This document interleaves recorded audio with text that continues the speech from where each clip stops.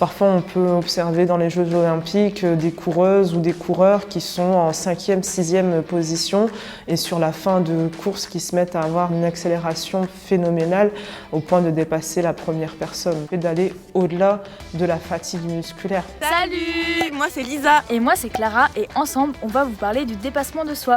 Pourquoi et comment on arrive à dépasser nos limites par le sport. Parce qu'on a tous l'impression qu'on ne peut pas courir 10 km, mais est-ce qu'on a vraiment des limites? On a l'impression d'en avoir.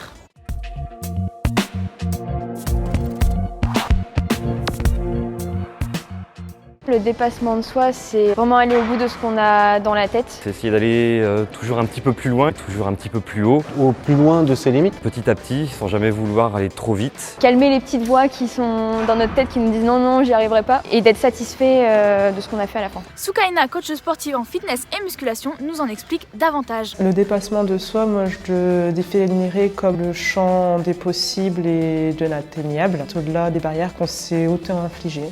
Alors, déjà, pourquoi on s'inflige des barrières? L'athlète peut avoir l'impression d'avoir des limites parce que en tant qu'individu, on a 5 qualités sportives. Donc c'est principalement l'endurance, la souplesse, la force, l'agilité et la vitesse. Donc en fonction de notre génétique, on est prédisposé à exceller sur l'une de ces 5 qualités. Après, il y a les limites psychologiques, c'est les limites que la personne s'inflige à elle-même. Des fois, ça peut être dû à une certaine crainte ou à un manque de confiance en soi. Mais du coup, qu'est-ce qui fait qu'on arrive à passer outre ces limites? Je combats la difficulté en me concentrant sur ce que j'ai à faire, en essayant de faire le vide autour de moi. J'essaie de me motiver en disant que je peux toujours faire mieux. Une limite qui sera là une semaine ne sera pas là la semaine d'après. Moi, je dirais que c'est principalement lié à la préparation mentale et surtout à la volonté. C'est le fait d'aller au-delà de la fatigue musculaire. Parce qu'il y a une différence entre la fatigue et la rupture.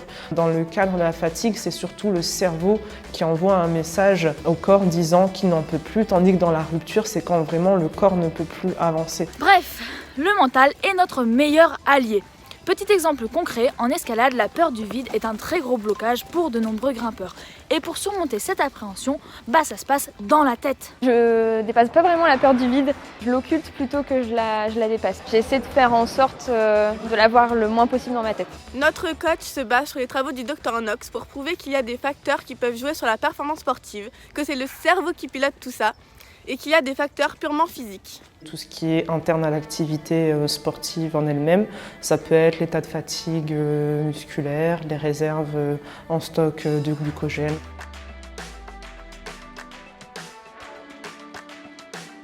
Et puis les facteurs extérieurs au sport, et là, c'est fascinant. Pour pouvoir justement motiver les personnes, les aider à dépasser leurs limites, il y a plusieurs moyens, notamment la musique. Ça peut être du coup une musique qui les entraîne. Souvent dans la course à pied, on propose des boissons énergisantes, donc ça agit plutôt comme des effets placebo.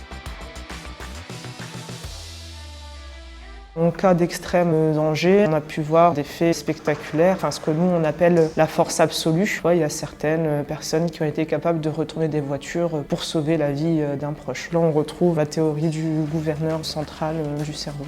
Waouh, ça a l'air dingue! Donc c'est pas le corps qui est puissant, c'est l'alliance corps et cerveau. Mais c'est pas dangereux de toujours vouloir dépasser ses limites? Dans l'idéal, il faut bien sûr chercher à s'améliorer constamment, mais il ne faut pas non plus en faire une obsession, il ne faut pas non plus aller à l'encontre des messages que le corps veut nous envoyer. La biorexie, c'est une addiction au sport. Les conséquences qu'elle peut provoquer, ça peut être un surentraînement, des blessures, de la tachycardie, la prise de poids.